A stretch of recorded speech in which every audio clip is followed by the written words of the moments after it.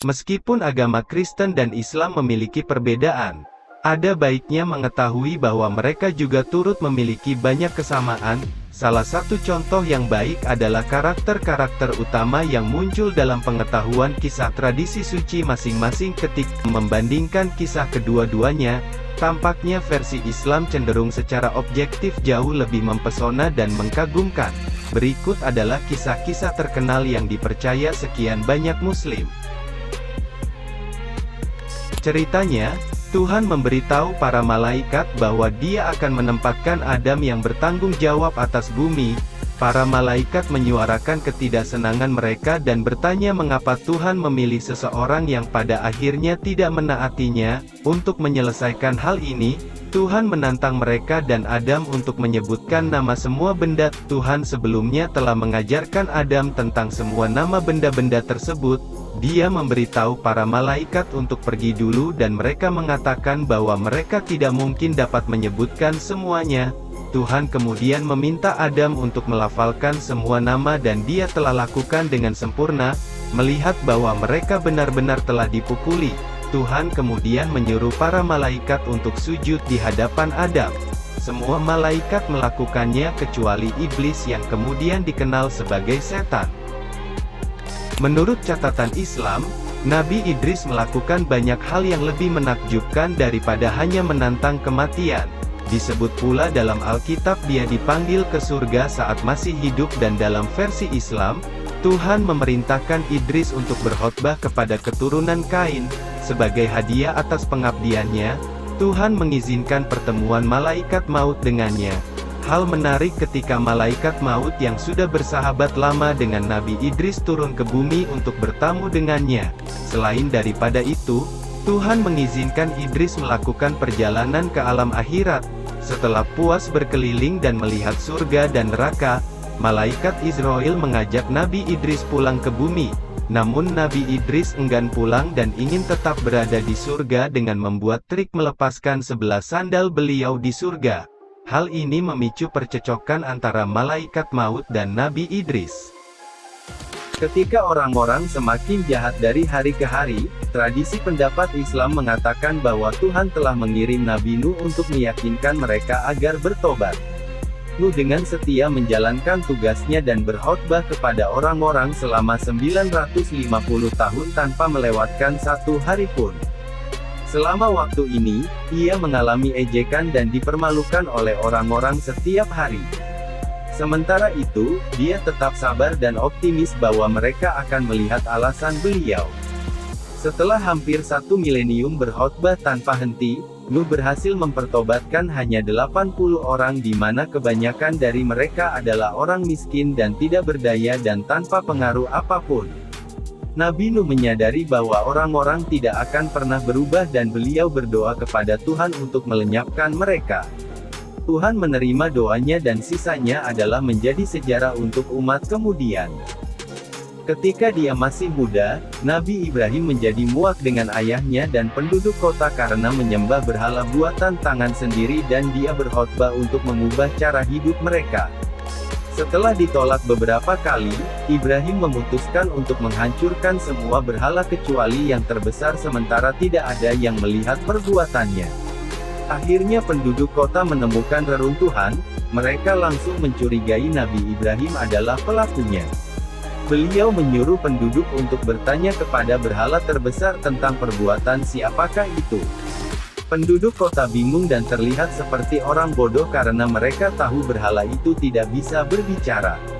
Nabi Ibrahim langsung terhukum dan dilempar ke dalam tungku berapi. Semua mereka senang melihat peristiwa itu tetapi terperangah karena Nabi Ibrahim tidak terluka sedikitpun. Setelah keluar meninggalkan puing-puing bara maka Nabi Ibrahim dipanggil untuk berdebat dengan raja dan sang raja telah mengakui kekalahan. Sementara sebagian besar malaikat memiliki 4 hingga 6 sayap dalam Alkitab, ada Muslim mengklaim bahwa Nabi Muhammad telah melihat penampakan penuh malaikat Jibril. Dalam penglihatannya malaikat Jibril memiliki 600 sayap yang meliputi seluruh cakrawala. Juga terpapar pekerjaan Jibril disebut dalam kisah Sodom dan Gomora. Mereka percaya bahwa Jibril lebih dari sekedar utusan yang dikirim untuk memperingatkan Nabi Lut dan penduduknya. Malah malaikat maut juga turut ada di sana untuk menghancurkan kedua kota itu. Setelah membiarkan Nabi Lot dan keluarganya melarikan diri, Jibril berubah tumbuh menjadi raksasa dan mencabut kota-kota tersebut. Dia mengangkat mereka begitu tinggi sehingga ayam jantan dan anjing pun bisa mendengar raungan suara mereka. Dia kemudian membanting kembali ke bumi dan untuk memastikan tidak ada yang selamat maka mereka langsung dihujani dengan batu-batu besar dari langit, malah sekarang terdengar desas-desus terjadinya tsunami dan guncangan bumi turut dikaitkan dengan malaikat Jibril. Musa adalah seorang ulet sejati dalam cerita-ceritanya.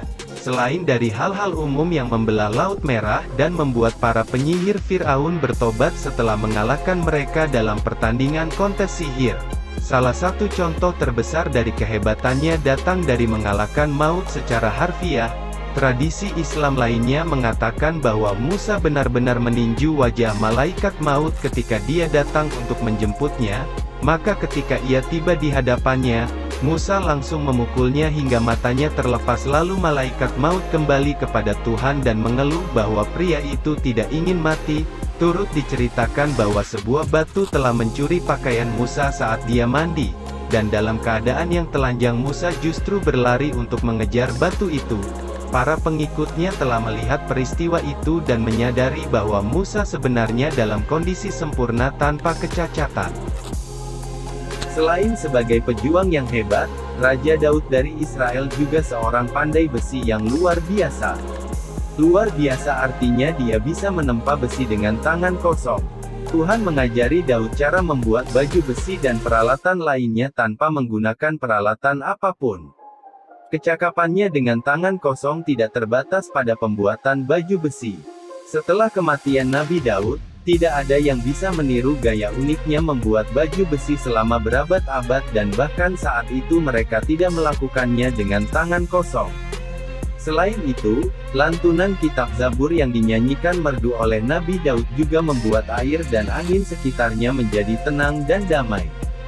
Selanjutnya bercerita tentang kemampuan Nabi Daud yang dapat mendengarkan dan memahami percakapan burung-burung dan kemudian juga menganugerahkan kemampuan ini kepada anaknya yaitu Nabi Sulaiman. Raja Sulaiman sangat bijaksana dan kuat sehingga dia bisa mengendalikan binatang dan setan bahkan angin. Angin membawanya kemanapun dia mau dan dia turut memaksa ketua jin untuk membangun gedung serta mewajib militer terdiri daripada jin dan hewan untuk pasukannya. Kisah paling menarik ketika Nabi Sulaiman memerintahkan seekor burung bertamu dengan ratu kafir yang perkasa. Sulaiman berpesan bahwa dia akan berperang melawan sang ratu jika tidak bertobat dari paganismenya. Hanya dengan seekor burung telah membuat sang ratu kendor, maka akhirnya sang ratu langsung berpergian ke istana Sulaiman. Kebijaksanaan dan keagungan kerajaan Nabi Sulaiman telah membuat ratu kewalahan dan dengan segera menyerahkan dirinya kepada baginda dan agamanya.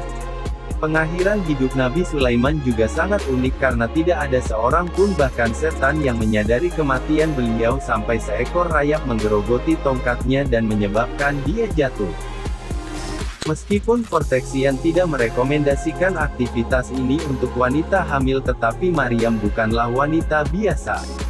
Setelah Maryam dilahirkan ke dunia, beliau telah ditempatkan di bawah seorang pendeta biara sebagai melunaskan nazar ibunya. Seiring waktu, Maryam telah keluar dari desa untuk beruslah, dan tiba-tiba malaikat Jibril yang berwujud manusia sempurna datang untuk menyampaikan berita kepada Maryam tentang karunia keturunan yang suci. Ketika waktu untuk melahirkan tiba, dia berjalan ke tempat terpencil di padang gurun dan melahirkan Isa di bawah pohon palem. Untuk mencegahnya dari kematian, Tuhan memberinya kurma dari pohon palem dan air dari sungai terdekat. Sekuat apapun menyembunyikan kehamilan dari masyarakat tetap akan diketahui dan beliau mendapat tuduhan atas kehamilan tanpa suami dengan berbagai tuduhan zina datang silih berganti. Melahirkan di palungan sudah cukup sulit apalagi sendirian melahirkan di padang tandus. Saat Maryam melahirkan Isa ketika masih dalam kandungannya, beliau sudah diajarkan untuk tidak menyerah. Setelah dia melahirkan dan kembali ke kota, orang-orang melihat bayinya dan mulai memanggilnya pelacur dan memalukan keluarganya karena dia hamil tanpa suami. Maryam di bawah sumpah diam hanya menunjuk ke bayi laki-lakinya, yaitu mukjizat pertama Nabi Isa yang mampu berbicara sewaktu bayi. Saat masih berumur beberapa jam beliau dengan lancar dan mengenalkan dirinya pada masyarakat, yang segera menegur para pencelanya dan membiarkan rahang mereka menggantung. Nabi Isa tumbuh sambil melakukan banyak mukjizat sama seperti tertulis dalam versi Alkitab, yang terbaik bahkan tidak mati di akhir cerita di mana diangkat ke langit oleh Tuhan. Musuh-musuhnya telah dibuat percaya bahwa mereka membunuhnya, tetapi kenyataannya mereka telah membunuh orang lain yang mirip dengannya.